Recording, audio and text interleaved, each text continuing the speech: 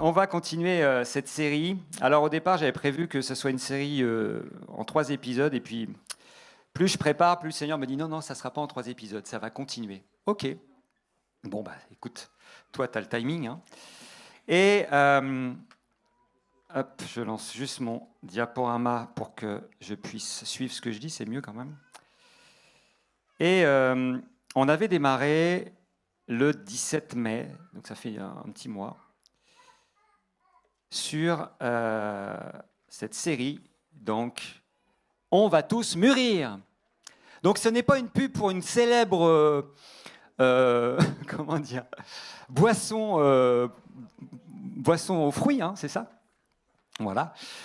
Non, c'est vraiment le Seigneur m'a dit, voilà, on va tous mûrir, c'est important qu'on parle de maturité et de préparation. Ok.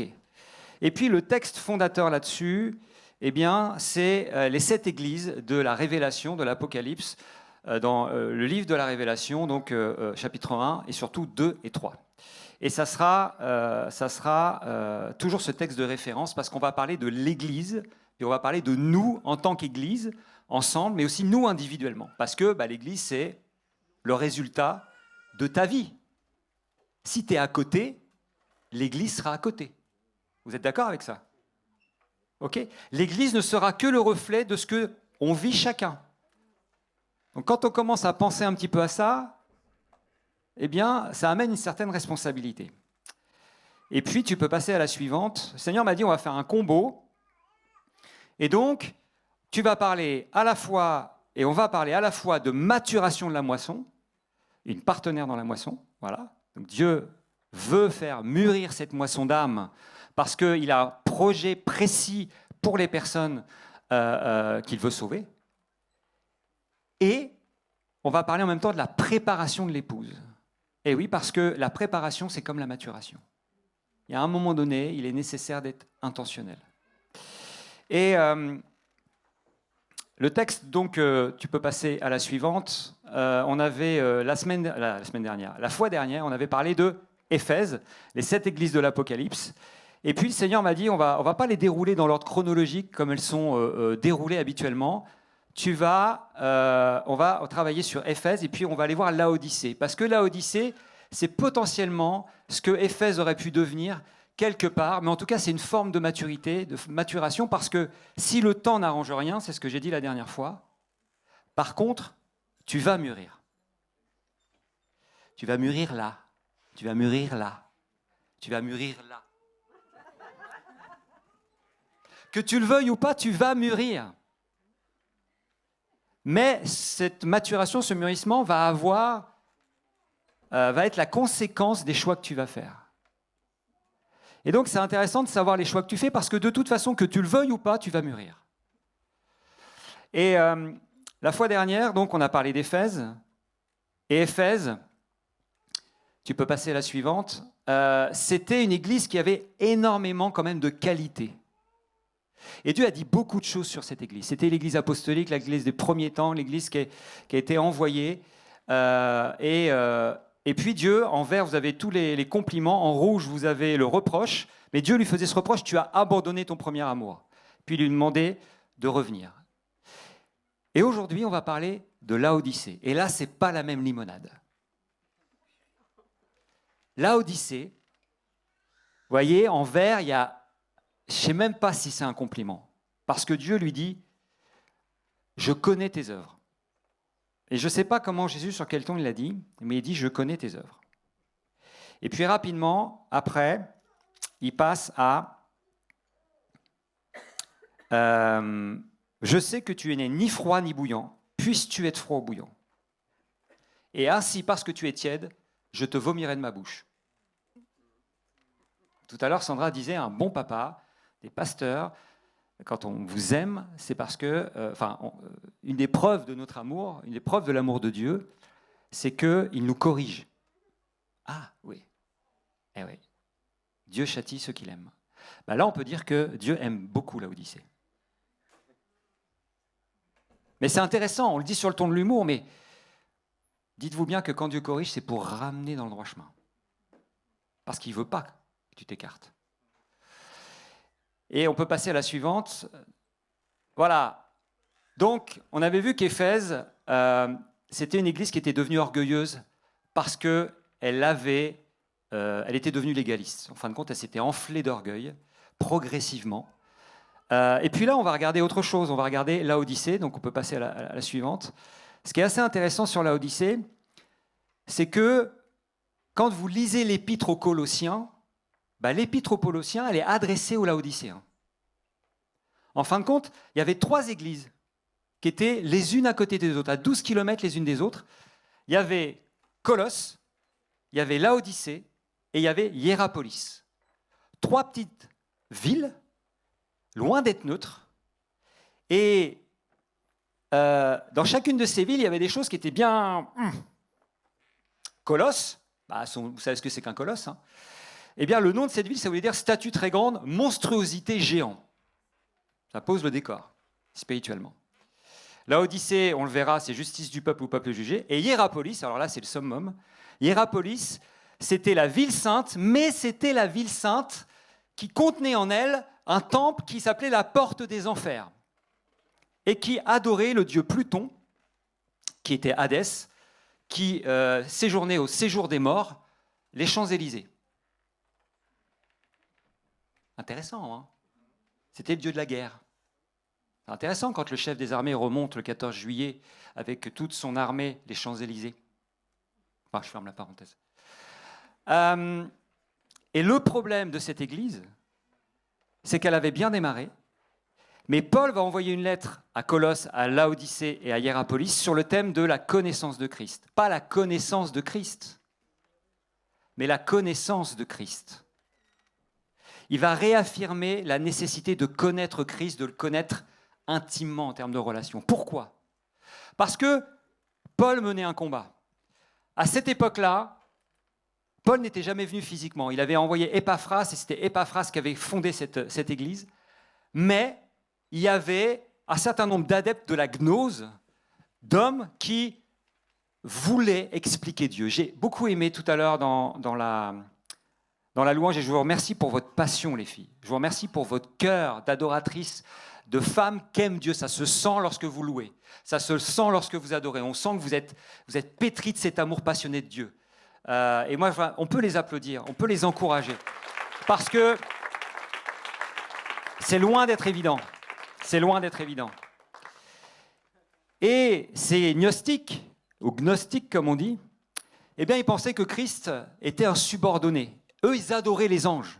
C'était eux l'intermédiaire entre Dieu et les hommes. Et puis, ça s'est infiltré progressivement dans l'église de Laodicée. Et puis, voilà, ils faisaient un certain nombre de choses. Et progressivement, cette église de Colosse a commencé à enfler dans sa connaissance. Ils ne connaissaient pas Dieu, ils expliquaient Dieu. Et c'est devenu une église avec une sagesse humaine.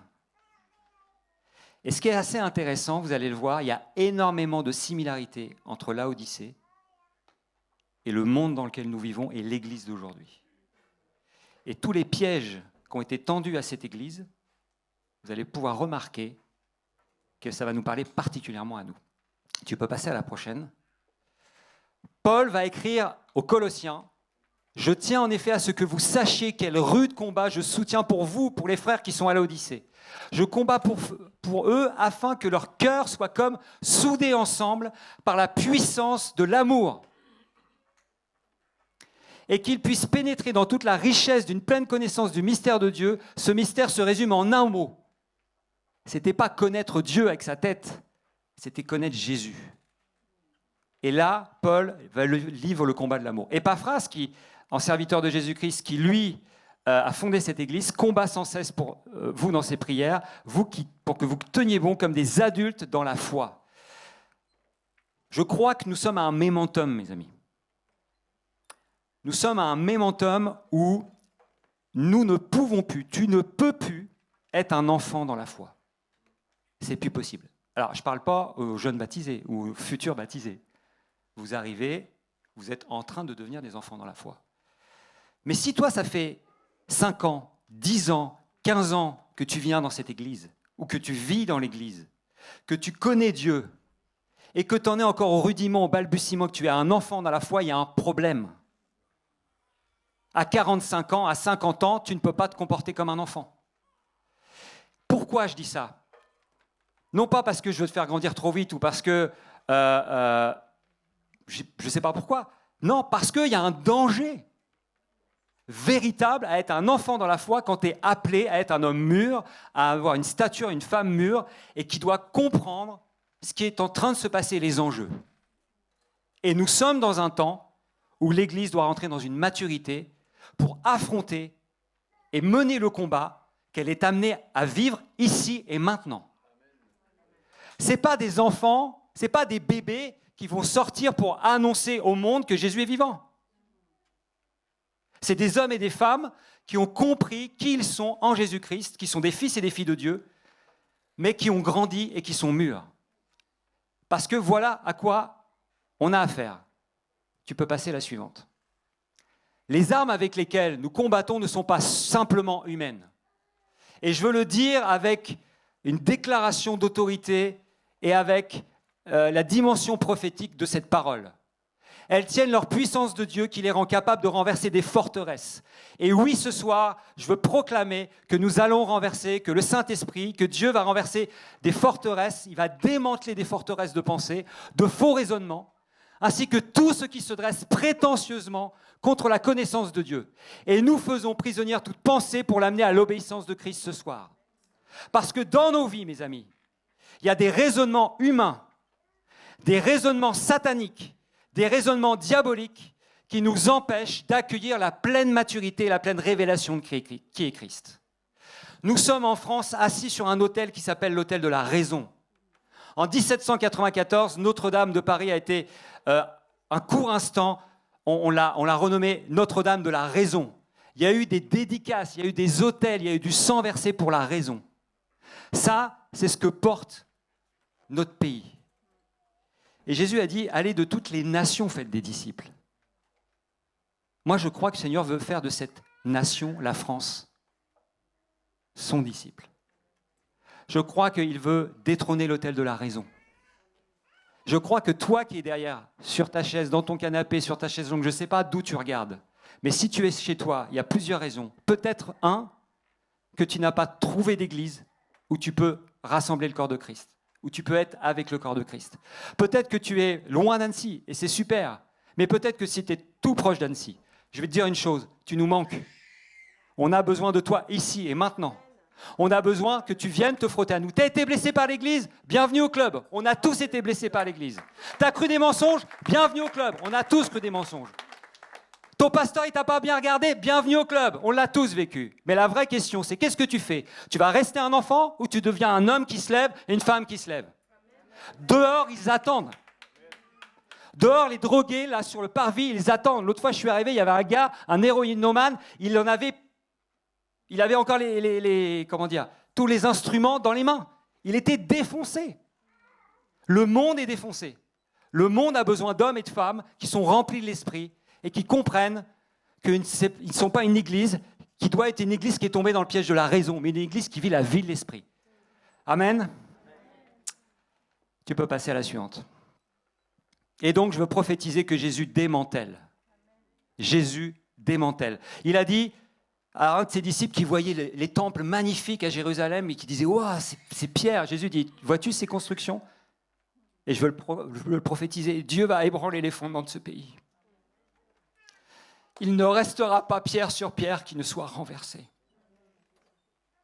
Et ce jour-là, dans Michée, ça parle du millénium, et ce jour-là, dans Michée, il est dit « En une journée, en ce jour-là, j'exterminerai les villes de ton pays, je renverserai toutes les forteresses. » Je proclame que ce soir, il y a des forteresses de raisonnement qui vont tomber dans nos vies. Que tout ce qui nous rend captifs va tomber dans nos vies ce soir. Et je proclame que ça commence par nous, que ça va se propager à nos familles, que ça va se propager à nos enfants, que ça va se propager à toutes celles et ceux pour lesquels nous prions depuis des années qui n'ont pas encore accepté Christ, et que ça va se répandre de façon contagieuse, une pandémie de Dieu qui va venir infiltrer ce pays pour libérer quelque chose de sanitaire, mais de quelque chose de glorieux. Amen. Allez, on continue. Donc Laodicée, je reviens à mon propos. Je bois un coup. Quand vous étudiez la parole de Dieu, vous dites, mais c'est pas possible, Seigneur. Enfin, il y a des couches et des couches. Des fois, on parle des couches d'oignons où nous, on a besoin d'être... Mais là, vous creusez, vous dites, c'est pas possible, ça s'arrête jamais. Laodicée, j'ai mis la situation politique de cette ville, c'est l'épouse qui prend le pouvoir. Tu peux passer à la prochaine. Laodicée était mariée, était la reine du roi Antiochos II, qui se faisait surnommer le dieu. Tout va bien. Et puis comme il ne s'entendait pas trop bien, eh bien, il l'a répudiée, mais elle voulait le pouvoir, et elle a gardé le pouvoir. Et je vous la fais rapide. Mais finalement, alors déjà, son nom veut dire justice du peuple, c'est-à-dire que le peuple se prévalait de son droit de décision et d'intervention aux dépens des préceptes de Dieu. Ça fait étrangement écho à la démocratos, à la démocratie. Mais c'est donc le nom de l'épouse de ce roi, et c'est une reine perfide, stratège et manipulatrice qui finira par faire empoisonner son mari, qui va mourir. Elle va mettre son fils sur le trône, et puis elle va en profiter pour assassiner également la deuxième femme de ce roi. Et elle va poser son fils aîné sur le trône, et puis elle va déclencher une fratricide entre ses deux fils. Puis à son tour, elle finira exécutée. Et ça m'a interpellé. Je me suis dit, mais c'est cette ville portée dans son nom, dans son héritage spirituel, quelque chose de l'ordre de l'épouse qui se rebelle contre son roi, contre son mari. Et regardez la suite. Tu peux passer la suite. La situation géographique de ce pays. Ça, c'est magnifique. Ce sont des sources chaudes au nord de Laodicée. J'ai appelé ça les eaux d'en haut et les eaux d'en bas. Tu peux passer à la prochaine. Laodicée, donc on a parlé d'Hiérapolis, de Laodicée, du Lycos et de Colosse. C'était donc 3 villes qui étaient à 12 km les unes des autres. Et puis, au milieu, passait un fleuve qui s'appelait le Lou, le Lycos. Et fleuve qui a été renommé aujourd'hui en turc, je ne vous ferai pas la prononciation, et qui signifie la rivière de l'eau pourrie.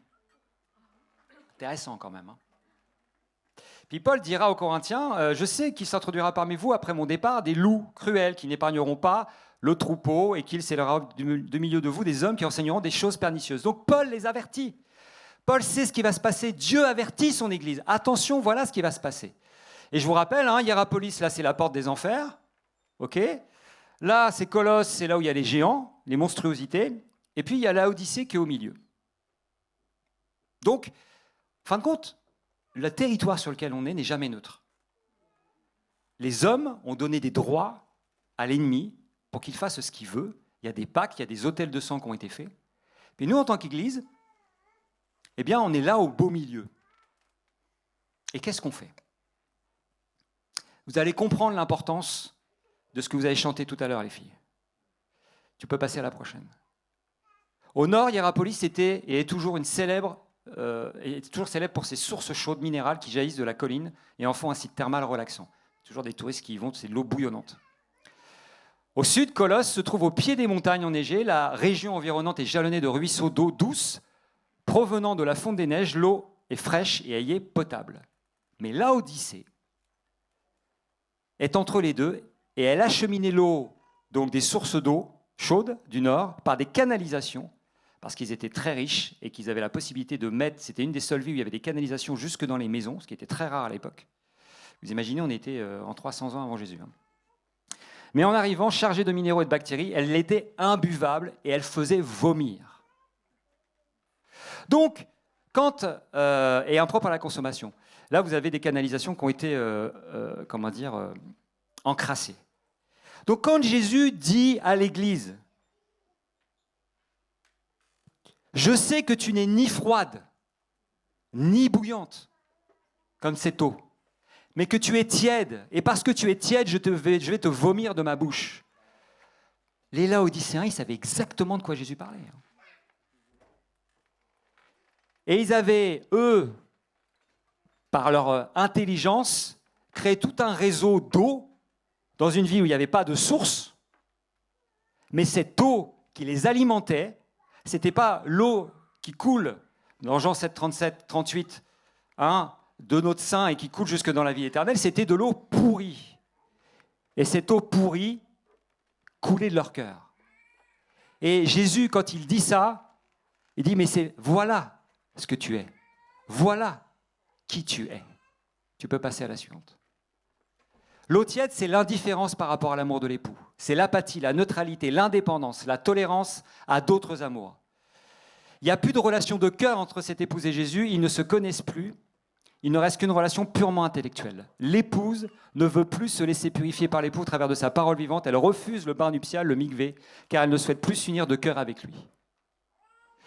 Et Jésus, et Paul pourra dire aux Corinthiens, mais il l'a dit à plusieurs, « J'ai pour vous un amour qui ne tolère aucun rival », on l'a chanté tout à l'heure, et qui vient de Dieu lui-même. « Je vous ai en effet fiancé à un seul époux, pour vous présenter au Christ comme une jeune fille pure. » L'Église du XXIe siècle, l'Église du XXe siècle, je suis désolé de le dire, mais malheureusement, dans sa grande majorité, n'a de chrétiens, de disciples de Christ que le nom.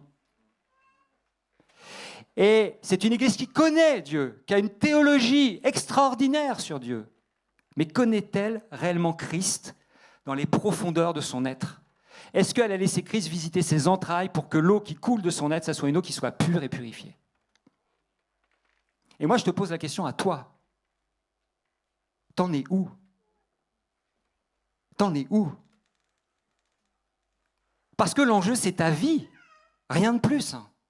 Si, c'est l'Église et c'est le monde. Et si on reste dans cet entre-deux, dans cette neutralité, vous savez, malheureusement, mon premier mariage s'est mal terminé. Et progressivement, les offenses augmentant.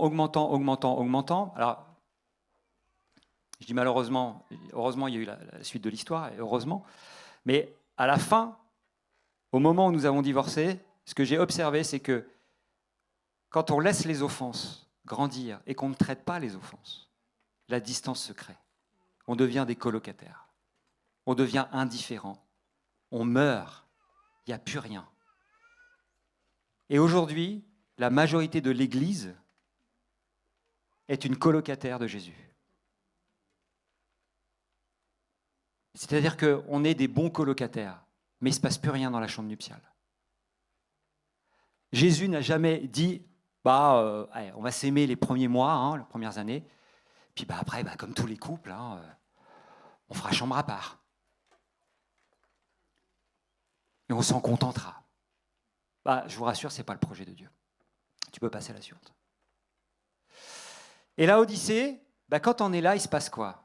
Sur les frontons, sur les colonnes, il y avait cette inscription par nos propres forces. La situation économique était assez incroyable.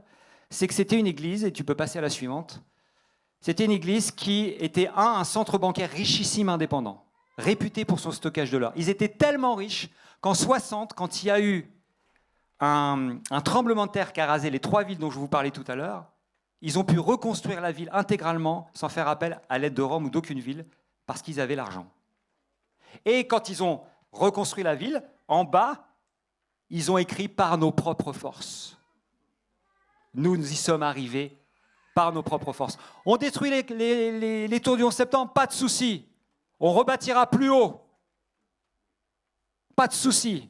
Notre monde est un monde indépendant qui veut par ses propres forces. Deuxièmement, commerce et textile. La mode, ils étaient réputés pour les habits noirs luxueux destinés aux riches familles. Troisièmement, c'était une école de médecine, une clinique ophtalmologique dont on faisait des kilomètres et des kilomètres pour venir pour se faire soigner les yeux. Et enfin, c'était un centre de divertissement hors pair. C'était une des seules villes qui avait 2 théâtres. Un qui était incliné vers l'est, le deuxième vers une autre direction, je ne sais plus, je ne me rappelle plus. Mais pour qu'on puisse être sûr de pouvoir vivre le théâtre le matin et l'après-midi et jusqu'au soir. C'est-à-dire que c'était un centre de divertissement parfait. Et quand vous lisez ce que Jésus dit à cette église, et tu peux passer à la suivante. Ah oui, avant ça, la Odyssée, donc c'est la situation spirituelle, il y avait une communauté juive qui était très importante. Quand même, ce qu'il faut juste noter, c'est que ça, c'est ce qu'il y a sur une des colonnes de la Odyssée. Pour ceux qui connaissent, vous retrouvez la croix, qui est greffé sur une menorah qui représentait les communautés juives. Et vous pouvez voir que cette menorah, elle est allumée. Ça veut dire qu'il y avait une communauté qui était juive et qui était importante. 50 000 personnes. C'était énorme. Et il y avait une communauté chrétienne qui était là. Et tu peux passer à la suivante. Mais Jésus va dire, achète, c'est Lady Gaga. Pour ceux qui ne connaissent pas. J'ai entendu, c'est qui celle-là? C'est Lady Gaga. Je trouvais qu'elle représentait bien tout ça. Je te conseille d'acheter de moi de l'or éprouvé par le feu. Ben oui, parce que l'or que tu stockes, c'est de l'or qui avait été volé au temple de Jérusalem. L'or de l'exil à Babylone. Je te conseille d'acheter des vêtements blancs. Ben oui, parce que toi, tu as des vêtements noirs de riches. Et tu les vends cher. Pour que tu sois revêtu pas de honte et de ta nudité. Et je te conseille d'acheter un collier pour oindre tes yeux. Tu as la plus belle clinique ophtalmologique. Tu te targues de ta science, mais tu ne vois rien. Tu es totalement aveugle. Surtout le discernement, tu n'as pas de discernement spirituel, tu ne vois pas quel est ton état. Et là, Jésus va dire quelque chose. Donc là, vous voyez, on se prend quand même une salve, puis j'ai rajouté parce que ce n'est pas marqué, mais c'était une ville de divertissement, et il y avait la doctrine épicurienne. C'est-à-dire qu'il y a vraiment cette dynamique où c'était une ville qui se targuait de tout avoir. Et quand on lit ça, on lit cette lettre-là, moi je me dis, je suis là au lycée, je me prends cette claque-là, je me dis, Jésus, est-ce que tu m'aimes vraiment? Tu peux passer la suivante. Oui, achète chez moi. Moi, je reprends et je corrige tous ceux que j'aime. Secoue-toi donc de ton indifférence, ranime ton combat pour le bien et change. Mes amis, on a la grâce d'être dans une église qui n'a pas de tolérance avec le mal et une église où il y a toutes les ressources que Dieu a envoyées pour que tu ne restes pas ni un enfant dans la foi, ni enfermé dans tes mensonges, ni enfermé dans tout ça. C'est une grâce extraordinaire. Beaucoup d'églises n'ont pas cela. Et il y a ce texte qui dit, on demandera beaucoup à celui à qui on a beaucoup donné. Et je crois, sans vouloir mettre une mauvaise pression, mais en nous responsabilisant, je crois qu'on a une responsabilité ici à Annecy. Beaucoup plus importante que d'autres églises. On entend des personnes qui font des kilomètres, qui viennent, qui déménagent pour venir ici. Et derrière, pour pouvoir vivre ce qu'on a et avoir ce qu'on a. Et je crois que Dieu veut qu'on monte en responsabilité pour qu'on puisse diffuser, expérimenter et transmettre tout ce que Dieu a fait dans nos vies. Parce que je crois que cette nation a soif et elle attend. Elle attend qu'il y ait la révélation des fils et des filles de Dieu. Et je crois que notre responsabilité est là. Ça veut dire que ta vie, ce que tu fais dans ta vie, ou ce que tu ne fais pas dans ta vie pour grandir, pour mûrir, a un impact. Et a un impact pas simplement sur ta vie, je l'ai déjà dit, pas simplement dans cette église, mais aussi sur toute la nation.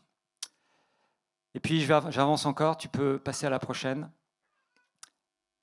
Laodicée, et là, ce n'était pas écrit dans le livre de l'Apocalypse, puisque c'est écrit en 95, et les gens ne pouvaient pas le savoir, mais il y a eu un héritage. Cet héritage, c'est qu'en 325, ça a été une des villes qui a accueilli un concile, c'est-à-dire une réunion de plein de prêtres, de plein d'hommes d'autorité spirituelle. Et à Laodicée a été proposé et acté 59 canons, c'est-à-dire des lois qu'on a cru bon de rajouter à la Bible, parce que ça ne suffisait pas. On a oublié que c'était marqué que tu n'ajoutes rien, tu ne retranches rien, pas un trait de lettre, pas un seul vav, pas un seul iota. C'est un vav ou un iode, je ne sais jamais. Non, iota c'est grec, mais c'est le iode ou le vav, le petit yud. Pardon, yud. Tu ne rajouteras rien, même pas un trait de lettre, tout petit. Et là, on a, dans ce concile-là, rajouté 59 canons, parce qu'on a trouvé que c'était bien. Alors on dit ce que les diacres peuvent faire, ce que les apôtres n'ont pas le droit de faire. Et puis notamment, ce qui a été dit, c'est les chrétiens ne doivent pas judaïser et garder le repos du Shabbat, mais travailler ce jour-là, ils préféreront garder le repos, si possible, le jour du Seigneur, donc le dimanche, en leur qualité de chrétiens, s'ils persistent à judaïser, qu'ils soient anathèmes auprès du Christ. Et là, vous avez le déploiement d'une église qui ne connaît plus Dieu, qui ne connaît pas Jésus, qui n'est pas son épouse. Canon 37, on ne doit pas accepter des juifs ou des hérétiques, donc autrement dit, ils sont mis dans le même sac. Aucun cadeau de fête, ni célébrer les fêtes avec eux. Donc Shavuot à la poubelle, d'accord? Pessah à la poubelle, et puis Sukkot à la poubelle. Canon 38, on ne doit pas accepter des Juifs, des azimes, ni communiquer à leur impiété. Comprenez, on part d'une église qui a été fondée par Épaphras, qui est l'église primitive, que Dieu a voulu, que Paul combat pour elle, il prie pour elle, parce qu'il y a des hommes et des femmes qui sont en train de s'introduire comme des loups. 300 ans plus tard, cette église, c'est celle qui va combattre Christ, qui va combattre les enfants de Dieu. Comprenez. Ça veut dire que le combat qui est à mener est un combat extrêmement puissant, extrêmement subtil, et qui commence dans les racines de ma vie. Parce que je ne pense pas que les Laodicéens étaient moins remplis de l'esprit que nous. Je pense qu'à l'époque, quand le Saint-Esprit a dégringolé à Jérusalem et que ça s'est répandu, ils vivaient un réveil spirituel. Lisez l'Église messianique. Et ce que Jésus dira, tu peux passer à la suivante. Donc, marié ou divorcé, ça c'était un peu le thème, c'est-à-dire qu'à un moment donné, c'est une église qui divorce de Jésus. Bon, moi je fais mon église, je fais ce que je veux, en clair. D'accord ? Toi, Jésus, tu as dit des trucs, mais moi je vais faire ce que je veux. Et là, tu peux passer à la suivante. Jésus va. Je l'ai mis en image parce que des fois, les mots, ouais, je te vomirai de ma bouche. Maintenant, ben voilà, c'est ça. Je te vomirai de ma bouche. Imaginez Jésus en train de vomir. Et on est dans une société d'images, on est dans une société de photos, dans une société instagrammable, tout ça. Et puis le choc de l'image, et on oublie. Et quand Jésus déplace à Éphèse la Ménorah, il dit, je vais déplacer, si tu ne changes pas, si tu ne te repens pas, je vais déplacer la Ménorah à ton chandelier. C'est pourquoi je me suis posé la question, pourquoi Jésus la déplace ? Pourquoi Jésus va déplacer la Ménorah, la lumière qui est normalement destinée à briller ? Vous y avez pensé ? Pourquoi Jésus a eu envie de déplacer cette Ménorah ? Moi, je crois que Jésus en avait honte.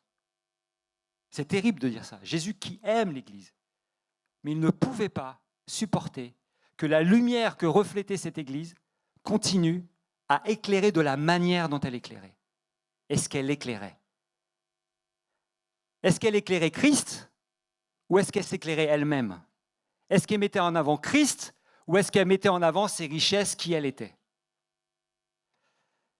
Et vomir de la bouche, c'est pareil, c'est assez drastique. Alors j'aimerais terminer. On était sur l'épouse, sur la Odyssée, mais j'aimerais maintenant passer sur la moisson. Tu peux passer à la suivante. Le choix nous appartient, en tant qu'épouse, de ne pas être l'Église qui tourne le dos à Jésus et qui décide de faire un peu comme elle a envie, quoi. D'accord ? Et peut-être que tu es dans cette situation-là. Moi, je suis chrétien, ouais, mais je suis dans les chaises et de toute façon, je fais un peu comme j'ai envie. Ok, oui, j'entends prêcher, mais c'est pas grave. Moi, je me suis fait ma petite religion, je me suis fait mon église à moi, et puis je vis les choses comme j'ai envie de les vivre. Et pour vous qui êtes en ligne, j'aimerais vraiment vous interpeller en disant, demandez à Jésus si votre place est là où vous êtes. Demandez à Jésus où est-ce que vous devez rejoindre le corps. Dans quel endroit ? Quelle est la communauté qu'il a placée ? Quels sont les hommes, les femmes qu'il a placés à vos côtés ? Pour que derrière, vous ne restiez pas isolés ou seuls chez vous. Dieu est en train de rassembler sa véritable Église. C'est ce qu'il est en train de faire. Et je sais qu'on est regardé partout dans plein de pays et je crois qu'il y a un appel solennel de la part de Dieu. Mais j'aimerais qu'on puisse terminer par là. Vas-y, Luna. Dieu ne va pas s'intéresser au ministère, à qui fait quoi. Il nous dit une chose. Il nous dit, vous êtes le champ de Dieu, vous êtes la terre cultivée, labourée de Dieu. Et nous sommes à discerner ce que Dieu veut faire dans nos cœurs en tant que champ. Dans la croissance qui est produite par l'action de Dieu, dans la nature du terrain qui est le mien et dans l'œuvre de la manière dont il veut le faire chacun. Et j'aimerais qu'on termine en parlant du cœur et j'aimerais déjà inviter les équipiers de prière à se préparer. Je vais vous appeler à venir sur le devant. Tu peux passer à la prochaine. Le cœur de l'Église ne peut changer qu'à partir du moment où notre cœur change. Et cette image est reprise énormément de fois dans la Bible, Jésus l'enseigne, tu peux passer. Le terrain représente le cœur, la semence représente la parole de Dieu, l'eau vive représente l'Esprit Saint en mouvement, et le soleil représente l'épreuve. Et tu peux passer à la suivante. Et il y a cette parabole, et je veux conclure là-dessus. Cette parabole que si Jésus prend le soin, écoutez, si Jésus prend le soin qu'elle soit diffusée dans 3 évangiles sur 4, 3 sur 4, c'est parce qu'il insiste. C'est parce que c'est incontournable. Quand vous le voyez dans 3 évangiles sur 4, c'est que c'est incontournable. Et là, il va dire quoi? Il va parler de 4 terrains. Premier terrain, tu peux passer à la prochaine, le long du chemin. Le Seigneur me dit, ça c'est le cœur qui a subi les abus répétés. À qui as-tu laissé, c'est volontaire que j'ai mis ça, à qui as-tu laissé la possibilité de piétiner ton cœur encore et encore au point d'en faire un endroit de passage où ton cœur est devenu un terrain dur. Ton cœur est tellement blessé qu'il est devenu imperméable à la parole de vie à cause des abus répétitifs. En fin de compte, le diable a mis en place des attaques, a préparé ton cœur afin qu'il ne soit pas en mesure de laisser la parole pénétrer. Dans le texte, c'est dit que la semence tombe, mais les oiseaux viennent et hop, ils volent la parole. Et tu n'es pas en mesure de la recevoir, qu'elle pénètre en toi, qu'elle puisse. Et donc, il a soustrait ta compréhension. Mais Dieu a fait une promesse. Il a dit, je pardonnerai leur iniquité et je ne me souviendrai plus de leur péché. Et j'aimerais, si aujourd'hui, tu as vécu des abus répétés, des offenses répétées, que peut-être même tu es là en train de te morfondre sur ta situation et de dire « mais moi on m'aime jamais, j'ai été dans tellement d'églises, on m'a tellement rejeté, on m'a jamais accueilli tel que j'étais, j'ai des pasteurs qui m'ont corrigé mais durement, etc., etc., etc. » Je t'invite à poser la question ce soir à Jésus, à qui dois-tu pardonner pour être libre de recevoir la semence que Dieu veut semer en toi ce soir, qui va produire la vie. Deuxième terrain, parmi les pierres. Alors à chaque fois, il y a des églises, parce que des églises, en fin de compte, ont vécu ça. Les églises sont devenues comme ça. Le cœur qui a construit un système de défense. Comment en es-tu arrivé à te protéger au point que ton cœur devienne dur comme la pierre? Que tu reçoives la parole avec joie, mais de façon superficielle, parce qu'elle ne peut pas prendre racine en toi. En fin de compte, tu as créé un tel système de défense qu'on ne peut pas t'approcher. Des fois, vous passez dans l'église, puis il y a des personnes qui sont là, puis tu fais « Oh là, je ne vais peut-être pas y aller ».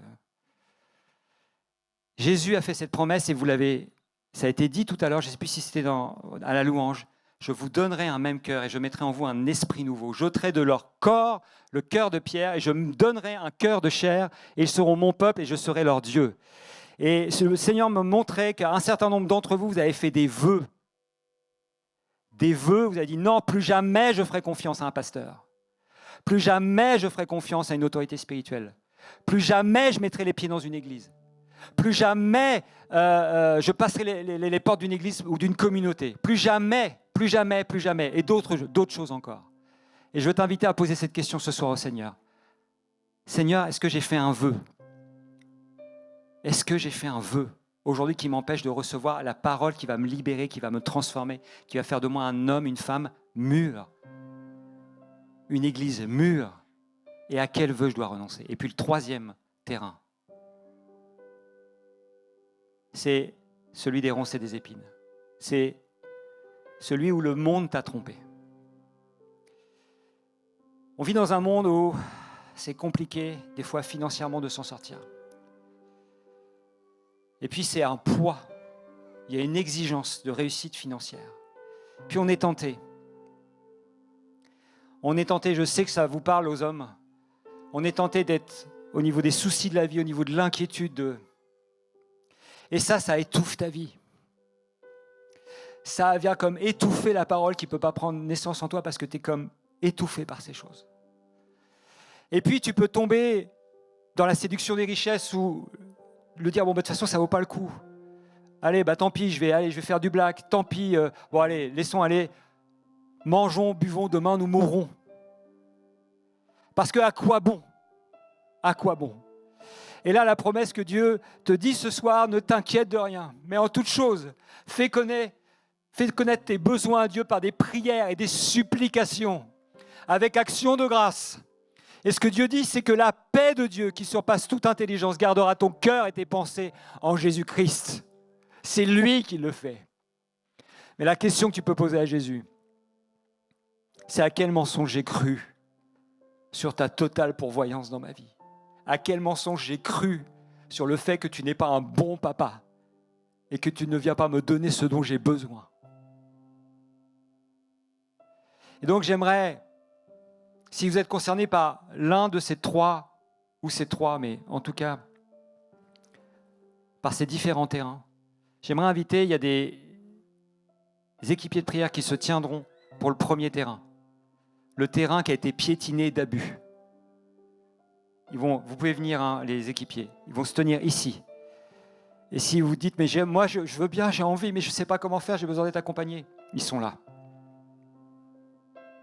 Ceux qui ont réalisé qu'ils ont un cœur de pierre, que finalement ils ont mis un système de défense, des forteresses de raisonnement qui sont là, et on ne peut pas t'approcher, parce que tout simplement, tu as souffert et tu as eu besoin de survivre, et donc tu as mis des protections énormes sur ta vie. Je vous encourage à venir ici. Et puis, les troisièmes, si tu es un homme, une femme, ou c'est l'inquiétude, ou c'est la séduction de ce monde, c'est toutes ces choses-là qui pèsent sur ta vie. Tu crois à des mensonges, tu crois que Dieu n'est pas celui qui dit qu'il est. Enfin, tu le crois là, mais tu ne le crois pas là. Tu sais, ça fait des années que tu viens à l'église, tu dis oui Jésus, je sais que tu es Jéhovah Jireh, que tu pourvois, mais tu ne le vis pas dans tes triples, tu ne le vis pas au quotidien, tu ne le vis pas dans tes finances, tu ne le vis pas dans tes ressources. Tu dis Jésus, mais pourquoi? Pourquoi? Je vous invite à venir ici. Ici.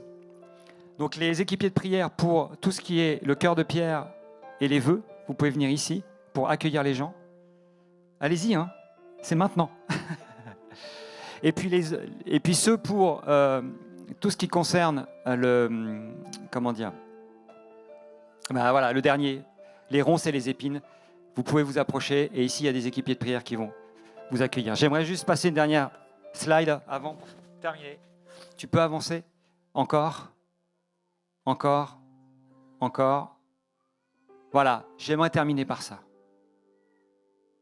Sur l'échelle. Ce que tu laisses comme pierre et comme ronce dans ton cœur va se multiplier dans ta famille, va se multiplier dans l'Église, dans la nation, et finalement va finir par être un bloc inarrêtable dans la nation. On veut le réveil pour la France, les amis. Ça ne commence pas là. On ne va pas s'attaquer à l'hôtel de la raison en France. Tu peux avancer, pardon. Ça commence là. Traite ton cœur. Et si chacun d'entre nous, nous traitons nos cœurs, Dieu va changer cette nation. Je le crois. Je vis pour ça. Nous vivons pour ça. Alors que tu es en train de dire, je fais un petit pas, rien de plus, c'est juste ma vie, c'est pas grand-chose. Dieu te dit aujourd'hui, si tu acceptes de traiter ça, Dieu va changer ta nation. Parce que ça commence par toi. Alors je vous invite à venir, à vous approcher et à dire, Seigneur, viens faire le travail dans ma vie. Je ne veux pas que nous soyons une église comme Laodicée qui a bien commencé puis qui a mal fini. Je ne veux pas être un homme qui a bien commencé, une femme qui a bien commencé mais qui a mal fini. Mais Seigneur, je veux me laisser corriger par toi, parce que tu m'aimes. La correction est l'un des actes d'amour les plus puissants du Seigneur.